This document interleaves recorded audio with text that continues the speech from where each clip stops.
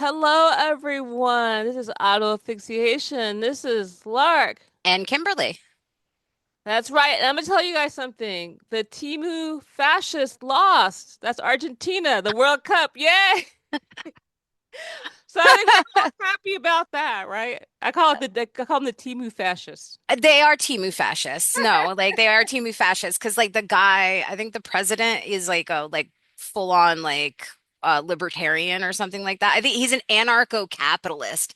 Even worse, he's an They're even worse. Oh anarcho-capitalist. my God, that's like it's like American libertarians, like a lot of the Green Party, the third party we hate the most. Oh, I'm sorry, just me. I'm gonna put that on you. No, it's Um, okay. You can include me in that. yeah. So, and okay, we're gonna talk about like exploding lettuce, but I still want to talk about like the world. I want to talk about Jacobin and how they were like, well, if you like Argentina, it's okay. If you're Argentinian, fine, but like for a normal I'm just gonna like a World Cup team because the World Cup is going on in the United States and I live here. Maybe Oh my not. God, I was gonna make a joke about the other fascist team losing, the United States, but I forgot. Anyway, yeah. I just thought it was a really interesting take, especially too, because Spain has such a left history. I mean, yes, Franco, but look what they did to him. Look at what they did to him. Yeah, no, they have a good revolutionary history. Even now, they're like good. I'm like, like, like I said, I think they're just trolling us. And I'm gonna start trolling people because I came up with this new thing where I call white guys house slaves of the working class, and I'm like, I literally. I like that. Hey, we should totally go with that. That's like a thing, you know? I Yeah. mean, that could be really upsetting. We Yeah. we want to troll people. I mean, it's real, but But anyway, it is real. let's go to what we're going to talk about. Um, It's I been a want the it's been a lettuce. fun The and exciting week here in the United States of America. We have Exactly. I have a question. Do you know how to pronounce the diarrhea lettuce thing? Oh my God, probably not. Probably not. Like, Cyclospora. see, there you go. I knew you knew it. I knew that you could say it right. And I mean, because I think everybody just making jokes about Taco Bell and Chipotle and like all the restaurants that are not Mexican food. None of those things are Mexican food, and you kind of deserve the diarrhea you get for going there when there's normal, like regular, like owned by regular people, and the food's better. I'm okay. This is not about that. Okay. But I will say though that I'm not here for the Taco Bell slander because Taco Bell got ahead of the problem and pulled all their produce off their products a couple of weeks ago. They're like, And something is wrong. like now the administration is like investigating them and it's like the food supplier that's responsible supplies a lot of different places, not just Taco Bell. Taco Bell is the only one who saw a problem and got ahead of it. Taco Bell is looking out for the working class. Well, Taco Bell is a place that long time ago when I was a baby person, baby girl. Oh, the baby riot girl. I used to go to Taco Bell all the time because they had a 99-cent seven-layer burrito.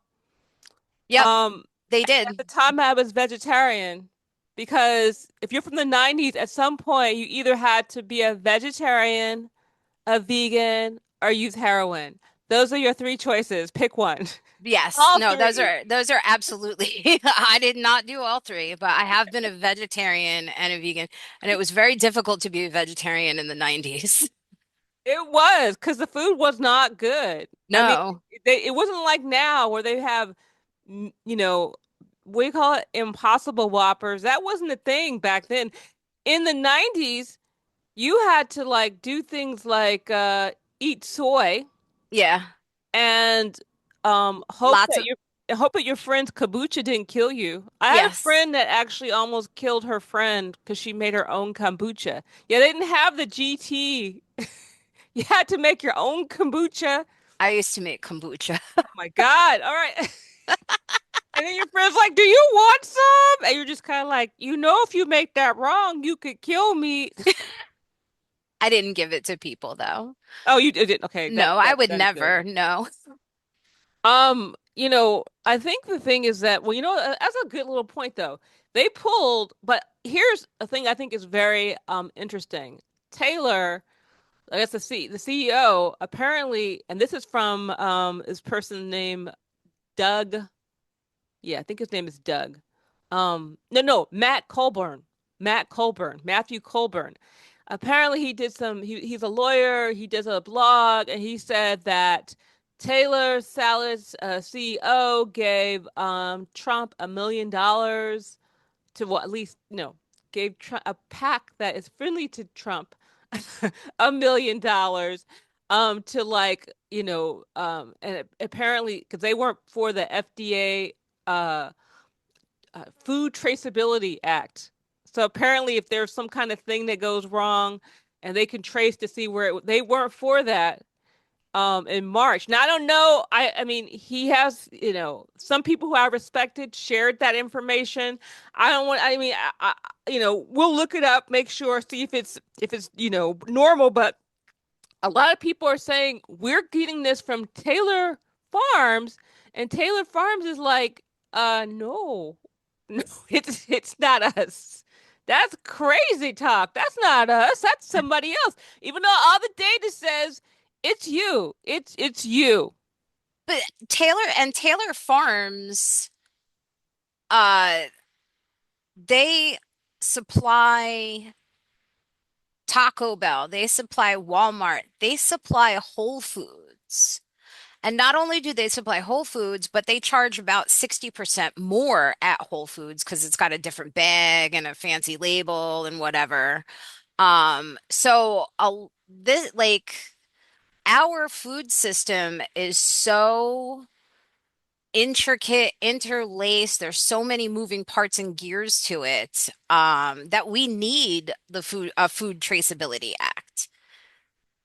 Yes, because I think another problem that we have to like bring up Massey, um the radical geographer, the fetishization of the local. So we all think we don't realize that we are different parts. So it's kind of like the person who makes the salad, not makes the salad in the beginning of the food chain, the person who picks the food, the person who, cleans the food, all, is a separate person than than Taco Bell. It's a separate person than Chipotle. It's a separate person than the people who put salad packs in our grocery stores, but they're all the same people. And the thing is that, we see power understands that. That's why they're like, oh, we don't want the Food Traceability Act. I- We don't want public transit. We don't want everything connect. We don't want open borders. We need you to all think you're all separate, that these are all separate things and not working together. But the thing is that, I think about like Gramsci and hegemony and common sense. They make it seem like what they're saying is like makes complete sense. So Taylor Foods is like, how can it be us? How do you know? Like that doesn't make any sense because do you think germs can travel that far? It doesn't work like that. I mean, Well, what about passports? Our germs don't have passports. So, okay, I'm sorry. and we have borders, we have political borders. It's but like that, and that's the RFK Jr. doesn't believe in germ theory. And he's part of this administration. And, like they used to be able to contact trace very quickly foodborne illnesses. Very quickly. Like you used to hear about people, like the little things, people aren't going to notice that there are less food recalls than there were in the past. they're not going to notice that until there's a huge outbreak like this. And I think, the thing that is, so scary about this is that every day, um, the United States is becoming more and more like idiocracy. Remember when they're like, "Ill toilet water. You mean water? Oh, You mean you mean like water out the toilet? toilet?" And now we're at lettuce is unhealthy, and now I have to eat chocolate and drink gin so that I can stay healthy for my vacation coming up. What is And that? I don't even th like. I don't know how many jokes I should make about lettuce being unhealthy now because I feel like we are living that movie. no, we are living that movie. We are absolutely living that movie. Like it's a slow chipping away, but for people who have critical thinking skills, we can see what's happening. And I know people are probably like, "This is a food system. What does this have to do with place?" And the thing is that place isn't just a city. Place is social relations. Place is it's connections between like geography, like agriculture and like urban and like suburban. All of this is place. Place is a complex system. And in complex systems, sometimes we have to look at the things that make place. And food systems are really part of that. And I don't think we really take that into account. And this is why we treat the people who pick our food so badly. We treat the people in retail very badly. We treat, well, the system's hegemony, the culture treats everyone who deals with our food except for the rich farmers pretty horribly. No, it absolutely does. You know, like you think of much of farm labor is migrant immigrant labor. And they make dirt money. They don't have any health care. They don't have access to education. They don't have access to some way to move up a ladder and make more money. We really treat our food system a, a like a garbage dump, and it's what we're putting in our bodies. And it's not surprising when something like this happens, when we treat the entire chain, food supply chain, like crap. I know. We're not even making jokes. This is real. I mean, it's actually real. And I'll tell you something else. And it's just, and it's like we keep talking about this topic over and over again. Law and political economy. So who is bearing the risk of this? So essentially, if I eat something wrong, I have to go to the doctor. I have to miss work. Even in regards to like Taco Bell or something like that. Oh, I'm making jokes about Taco Bell. I'm making jokes about Chipotle, which a lot of these are franchises. So these are just like small businesses. I'm just guessing that. I think so. I think Taco Bell's a franchise, and I think their Chipotle is a franchise, a small business. But we're not looking at the farmer, like Taylor Farms. No one knows that person's name. I mean, now because of the internet, we know, but I I don't think that we would necessarily, and we still don't know exactly who it is. No, we Like, don't. there's always this doubt, like, oh, we don't know, and that's the whole thing. At the level of power, at the beginning, the root, at the manufacturing point, that point, at the point where people make the most like money, they never bear the cost of this. They never suffer. We This is why I have a problem with things that's kind of like, well, what we need to do is we need to, okay, yes, we do need health insurance, but also we need to have a system where if someone does this, they're criminally responsible for it. Not like, oh, oops, my bad. And that's a whole, and if he did this in March, it's like he knew. It's like he knew this was coming. And he was I if what this Matthew guy said is Matthew Cortland said is true, it's like he knew the CEO knew it was coming. And this is a problem because this is like that remember the Pinto Yeah. and the Pinto, okay, just so you guys, for case you don't know, Ford knew that their car was super dangerous. And what they did was a calculation to see if it would be cheaper to recall it or just not say anything and then just pay people out when stuff happened. And they decided they wouldn't recall it because it's a cheap car and nobody but poor people would use it. So, or not even poor, but just like people who didn't have as much money, um, would use it. And so instead, what they did was they waited. So after when we used to have regulations in the United States, people found out and were kind of like livid, that they would do those kind of calculations. But those kind of calculations with labor has been done since chattel slavery time, when they would people would go and they would buy people and they were kind of like, okay, well, if the boat sunk, they would get insurance money for it.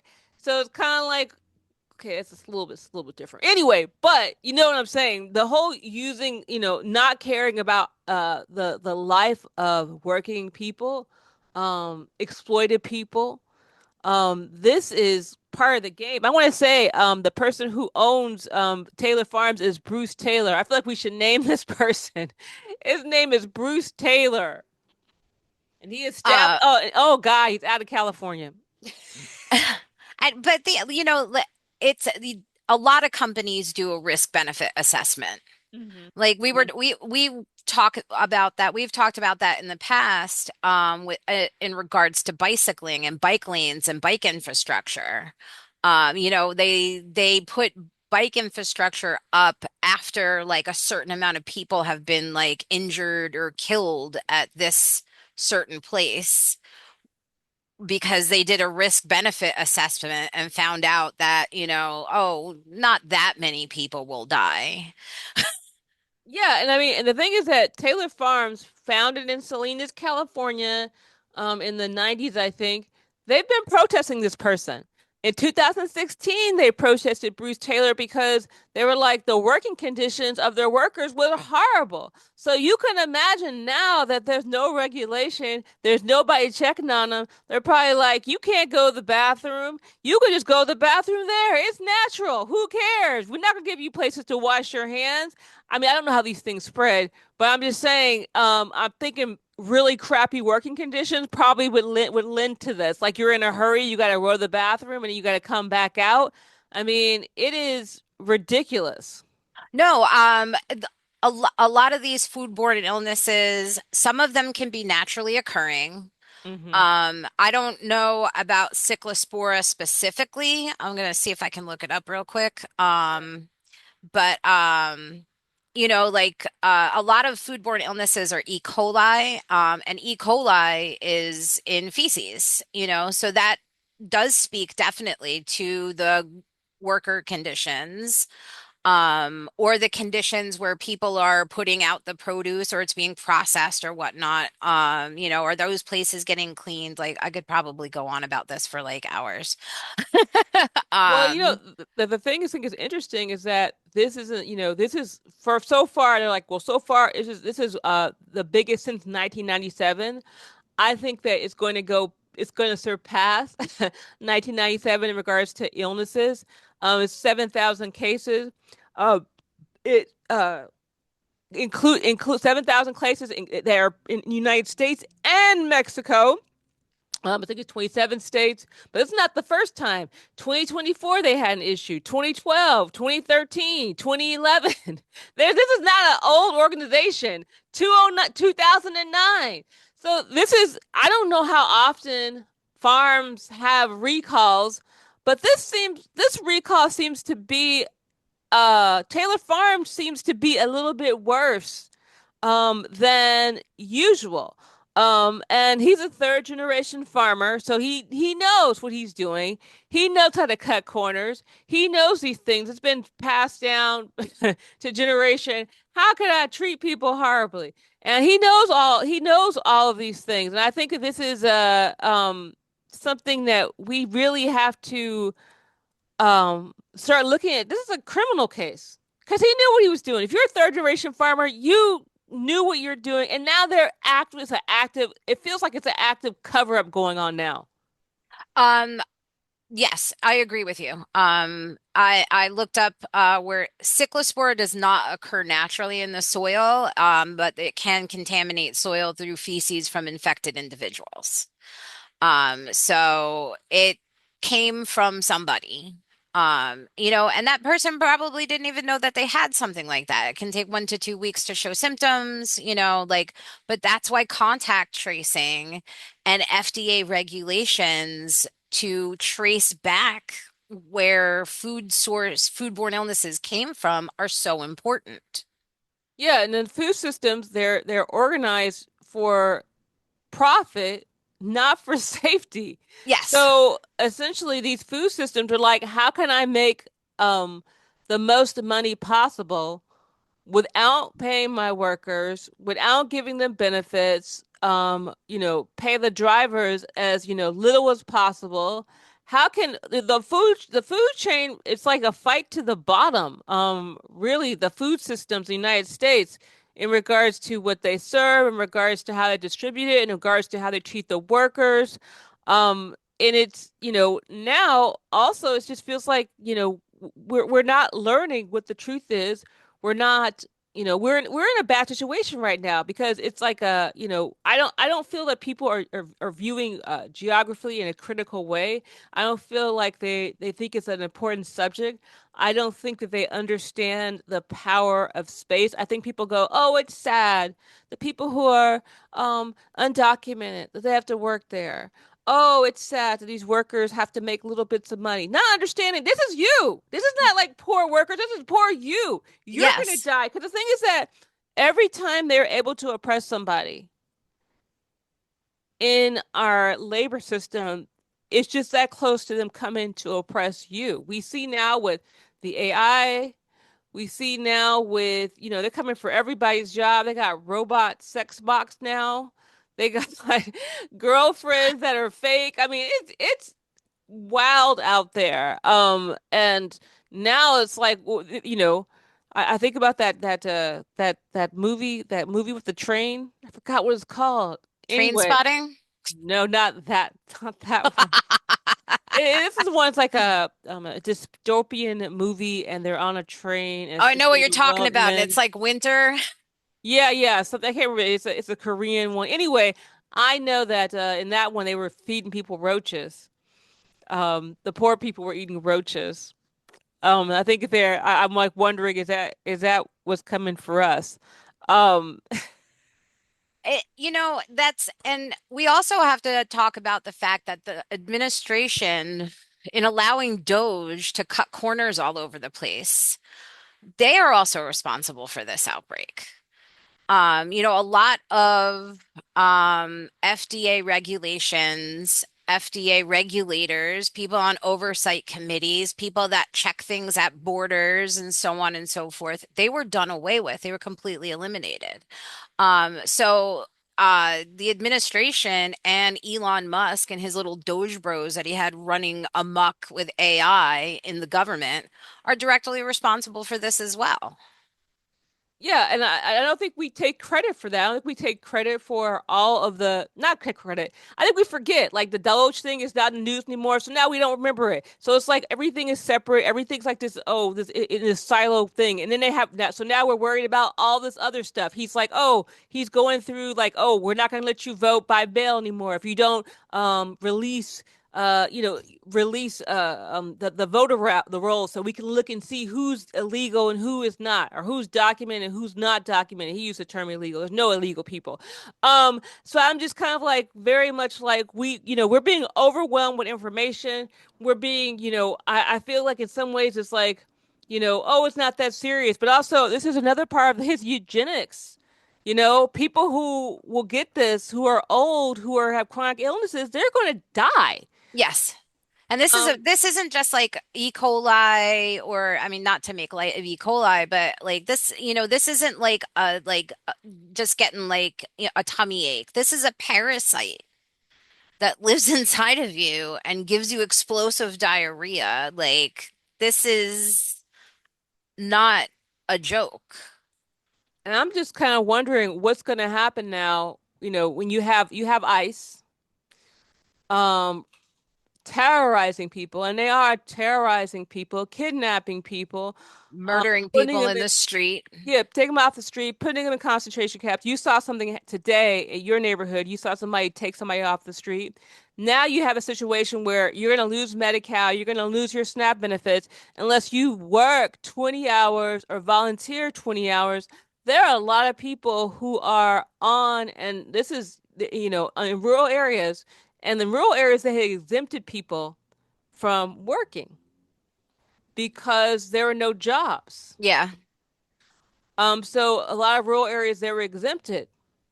Are they going to be exempted anymore? And those probably people who were on food stamps there, are they going to be out in those fields picking, these things going, oh, if you don't do it, we're going to starve you and you can die. We're going to take your health insurance. We're going to take, so this is just becoming a way to use eugenics to harm people, kill people, move people out of the country. I mean, it's becoming, it is very dystopian, and it is very important that we realize that while we're still having this conversation, we still have power to do something.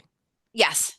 That's even just having a conversation is fighting back against the regime, speaking openly about what they're doing and not letting the propaganda blind you and be overwhelmed by information, is doing something. Like even like it this week was very dystopian. I mean, like the wildfires in Canada, the smoke, the way that it came down here. And I don't know if you saw some of the reaction.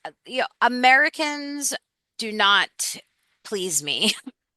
Like I saw somebody, I don't know who it was, like they posted something like somebody tell Canada to keep their wildfire smoke to themselves. Like it's really bothering us here in Ohio. And it's like people are losing their homes. Like First Nations communities have been completely wiped out and people have had to escape by boat. This isn't about you.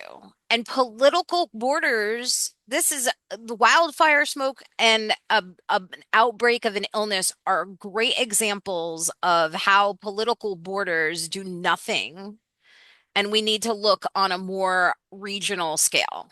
Yeah, we need to look at ourselves in a regional way. We look at ourselves in a more universal way, a more open way. I mean, that's the whole thing. It's like, oh, smoke doesn't respect boundaries, local boundaries, or sorry, political boundaries. And another thing is, parasites don't. We had flooding this weekend. Water doesn't. And this whole idea, like, well, we can just fix it in our own little town. We don't have to worry like, oh, if it floods in Bloomfield, then we don't have to worry about Montclair or Newark, or if it floods in Montclair. I mean, this is ridiculous. And the thing is that it's a waste of time. And we are, by not looking at things in a complex system type of a way, by not understanding we're all connected, we create fiefdoms, we create selfishness, we waste our time fighting with our neighbor rather than fighting power, especially right now. I would keep telling people, just hold it together. You can hate them. You can hate those people in like December 2028. I promise. You could hate everybody. You could hate everybody in 2028 after this is over. But we have to all really come together and get this together. I completely agree with you. The little like the fiefdoms right now are really grating on my nerves. This is just like there's bigger things to worry about. And like you said, you can't fix one thing in a interconnected region, especially the way that Essex County is. You can't fix something in one area without it having a ripple effect to the surrounding areas and potentially doing more damage. You have to think on a regional level. And it wouldn't, and the thing about this area, Essex, it's not even a region. Like we would have to actually look at the city that it actually is. Rather, it's like this is ridiculous. Are is that would be like if I don't know how people in California, but remember how in California you have block clubs? Imagine if each block club was its own little city. And so when we had to deal with traffic or anything, each little city took care of it themselves. Number one, each city doesn't have any money, okay? So it's kind of like, economy. And every time I bring this up in New Jersey, you're like, well, economies of scale is not a thing in New Jersey. Because once you pass the New Jersey border, economics no longer works. I go, oh, that's interesting, and they're like, are you from here? And I'm like, no. Well, you don't know. I was like, well, I didn't know that math worked differently in New Jersey. I'm from New York City. Maybe that's why I did so poorly in math class. exactly. We just don't understand what is We going just on don't here. understand. Math works differently. Does physics also function differently in New Jersey? I wonder. I think it does. I really do. That's why they're just like, yes, everyone's gonna be. Oh, oh, you kiddies out there. I heard that the June 19th was the end of free for all. So you better have on your helmets and your license. That's why that guy, oh my goodness. I passed somebody on my way home tonight from work, and he was on like an e-bike and he had aluminum foil on his head. And he was with a whole bunch of other e-bike people that had helmets on. And I was like, why does he have tinfoil on his head? Is like that a conspiracy theory thing? Maybe that's why. Maybe he was trying to look like he had a helmet. This is wild. I said again, using the law and political economy lens, the um the law should be on manufacturers, not on the individuals. You guys let the genie out the bottle. It's not going back in. So we need to like actually make these bikes slower, or and make some infrastructure because this will probably be the thing that will actually make them get infrastructure. Like, you know what? We've killed enough people. I guess we could build some infrastructure Yeah. now. The risk benefit analysis. Yeah, now it's okay. We can Now do it. We now gotta we can actually do do. We it. gotta do a show on risk benefit analysis because I was gonna do a paper on that, and there was another thing, and I was kind of like saying it was kind of sadistic, to do a certain kind of study. Anyway, we'll talk about that later. Anyway, with that, we are gonna wrap it up. Is there anything else you would like to say, Kimberly? Wash your frickin' produce, please. And don't buy bagged lettuce right now. Just stay away from it. But like any produce that you buy, always you should be washing it. Like it's it's not hard. Don't eat the grapes out of the bag.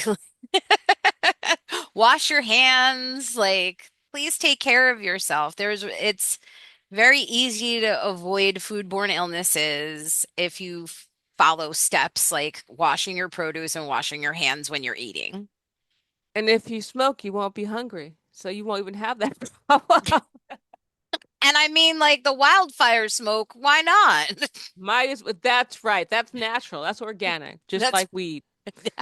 All right. With that, Substack, YouTube, um, Spotify. Spotify. Yeah, Spotify. Yeah, I even have that on my threads now, so they could see it. Okay.